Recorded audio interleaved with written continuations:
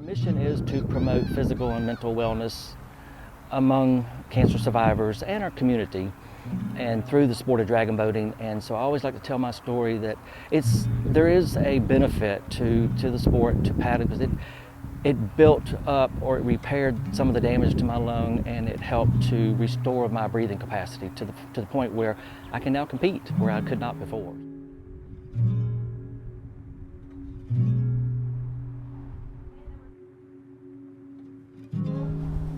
One vertebrae at a time. We're going to take our arm, we're going to cross, grab your shoulder. My cancer story was actually a fairly easy story to begin with. I had a lumpectomy on Friday, and I was back in the classroom on Tuesday.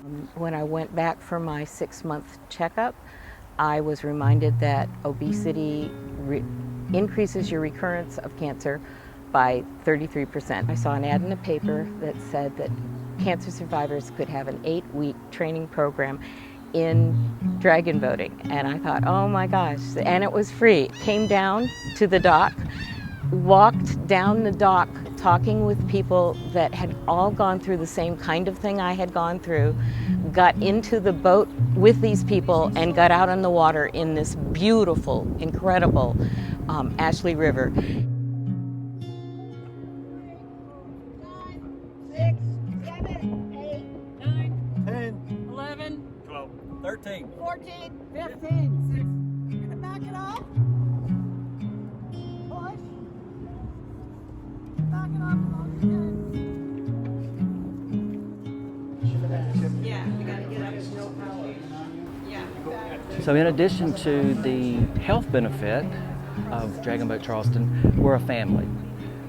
We do events outside of paddling, get-togethers, dinners. So we're there for each other, support each other. We know that if we ever have a need, whatever that need may be, we can reach out to any of the members, and they're always there for us.